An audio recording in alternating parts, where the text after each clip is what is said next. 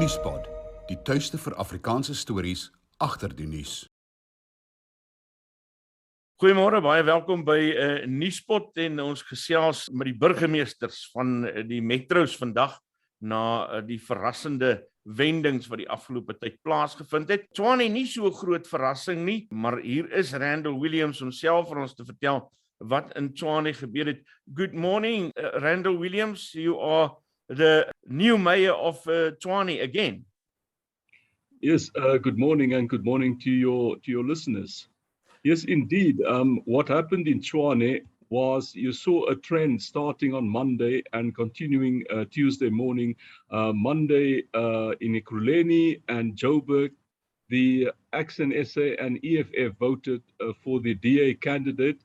The same thing happened the next morning in Mogale City. So it was not unexpected that that trend would continue. But what was surprising in Tshwane was the fact that for the first time the ANC abstained and they did not nominate any candidate. Do you have any idea yet why that was happening? Because that was a big surprise. Yes, it was indeed. Well, they saw what was happening in the other municipalities and they knew the numbers were stacked up against them. And it was not worth their while to nominate a candidate. What I want to know about that, Randall, is what to expect politically wise from this move.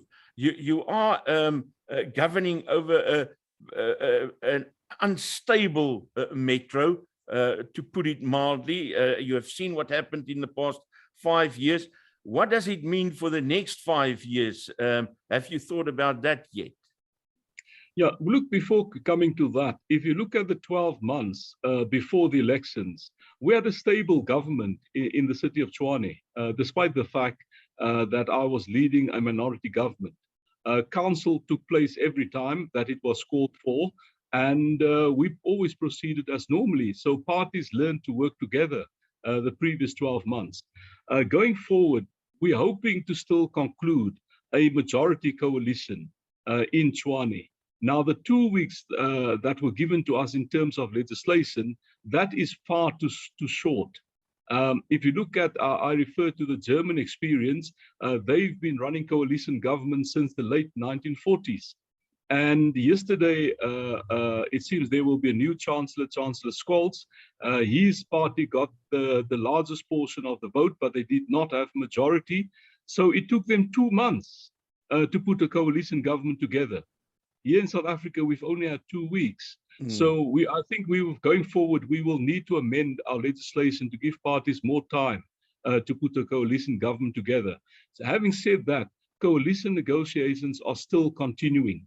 So right now, we have national provincial leaders still speaking to other parties with the aim of putting a majority coalition together. The advantage you have this time around is that you have 5 years behind you now. How will you approach this differently? Look, the main prize for us would be to put together a majority coalition. When we started in 2016, we did not have a majority coalition. The three coalition partners we had, FF+, ACDP and COPE, still gave us only about 46% vote. So we were reliant on the EFF to vote with us on a case-by-case basis. They were never part of any coalition agreement. So what we're trying to do this time around is to put together a majority coalition agreement, and we believe that is achievable. But having said that, I referred to my 12 months experience before the elections. The parties learn to work together because ultimately decisions are taken in council by all parties, not only the governing party.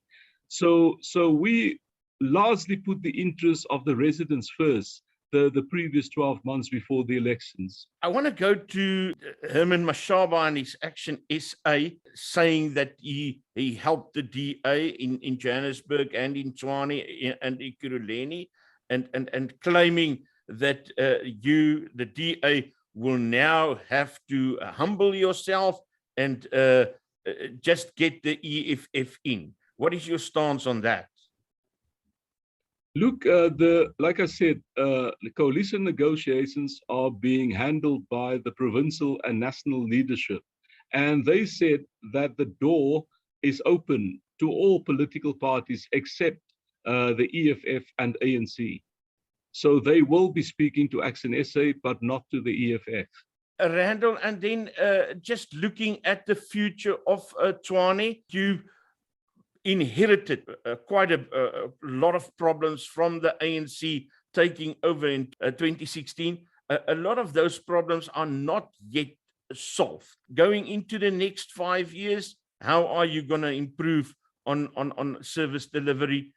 Yeah, well, like I said, the problems in Tshwane are huge. I mean, it's like, and turning it around is like eating a huge elephant. And how do you eat a huge elephant? Bit by bit.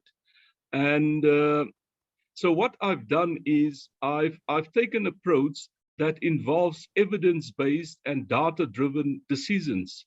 So what I'm looking for are incremental improvements week by week. So we're slowly turning the city around. And I started with a 10-point plan, which I've implemented on the 31st of October last year. We will continue to implement the 10-point plan.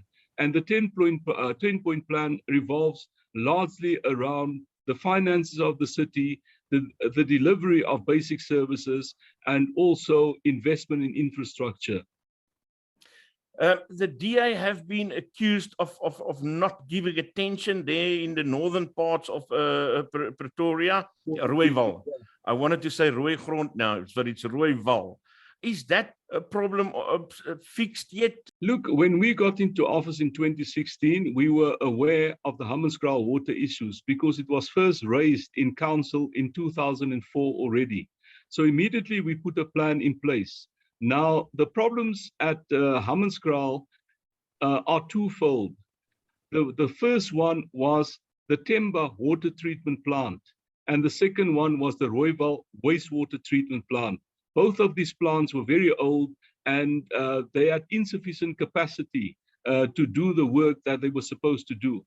So we started rebuilding the Themba water treatment plant in 2017. It took us 2 years. So we not only did we refurbish the plant, but we also doubled the capacity of the water treatment plant from 60,000 kiloliters to 120,000 kiloliters. So now you've got a brand new water treatment plant in Themba. The challenge that still remains is the Rooiwal wastewater treatment plant. There as well, we started in 2018. We're now about 60% with the first phase, 60% completed with the first phase. The first phase will be completed by October next year. And once the second and third phase, the second and third phases will cost 3 billion rands. And once those phases are completed, there will be enough clean water in Hammanskraal for the next 30 years, taking into consideration the growth patterns in that area. I want to go to the administration of the city. You admitted that there are still a lot of problems. People don't always get the same sort of service in the sectors where they are staying. Yes, look, we are looking at how to more efficiently render services. So we're also looking at the structures of the city. Definitely since April last year, COVID-19 has had an impact on service delivery in the city. We're at one stage, we had 90% of the people sitting at home. When I got into office on the 31st of October last year, we managed to reduce that to 50% people working in the offices at a time. Hopefully, we will have less of an impact of COVID-19 going forward next year. Well, although we're expecting the fourth wave to start around about December. But definitely we will have to look at restructuring the workforce. You see what happened with the city of Tshwane since 1994, when it was still known as the Stadsraad of Pretoria. The national government simply continued to add on other municipalities to the Stadsraad of Pretoria, and about 2001, it changed the name to the city of Tshwane. The city of Tshwane now consists of 14 different municipalities that were added, that were amalgamated. So we need to look at whether we've got a proper work structure to provide services in such a large area. I mean, it's the third largest metro city in the world, 6,300 square kilometers. The forming of the mayoral committees, that still has to be done. Your plans about that? Yes, the mayoral committee will be announced next week. We're still looking at that. And it also obviously depends on the coalition negotiations, whether any of the coalition partners will also form part of the mayoral committee. Then just going back to the ANC and what they possibly could have up the sleeve in the future, you never know with them. They put the municipality under administration, the Gauteng government. Are you prepared for plans like that? Yeah, well, the ANC provincial government, yes, placed us under administration, and we were the ones that took them to court.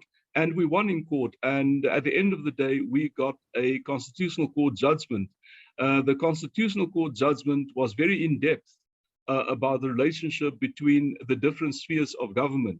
So going forward, it won't be as easy for a provincial government to place a municipality under administration. So I'm not particularly worried about that. If you look at what happened in these elections, the DA, I'm not one of those journalists that goes about beating the DA because I don't think that's fair. But we have to look at some realities, and that is that the DA, in spite of the fact that they do very well where they govern, did not get the votes to give them that clear mandate to go ahead.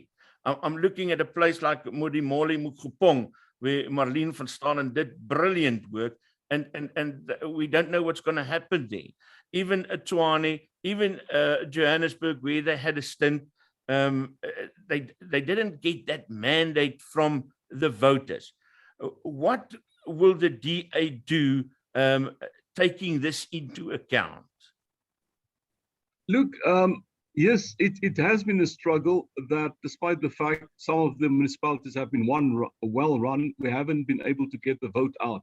But eventually you'll be able to convince people that if you want good governance, please come out and vote. And if you look at Cape Town has been a DA municipality for a long time. But look what happened at Midvaal. Finally, people, after many years, are recognizing the type of services they get from a DA government. And in Midvaal, in fact, we had an increased turnout, an increased vote.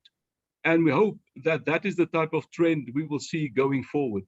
Randall, the one specific thing that you have in mind for your term in the next 5 years? Look, for me, is I want to concentrate on the basic mandate of a municipality. And that's why the 10-point plan for me is very, very important. So that at the end of the day, we have a well-run, clean city that will attract investors to the city. And I want us to become one of the best cities in the world. And that's what I will be striving to do, just to get the basics right. Thank you very much, Randall Williams, the mayor of Tshwane Metro. Thank you very much for making time for us. All the best for you. Thank you very much. Keep going. Nuuspod, die tuiste vir Afrikaanse stories agter die nuus.